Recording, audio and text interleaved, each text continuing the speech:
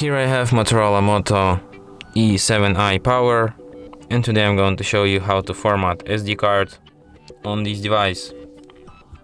So to do this, firstly you have to open settings, then go to the storage section, SD card, then tap here, go to the storage settings, and then select format, and then confirm it by tapping format SD card, and after a few seconds SD card will be formatted and will be ready to be used in you.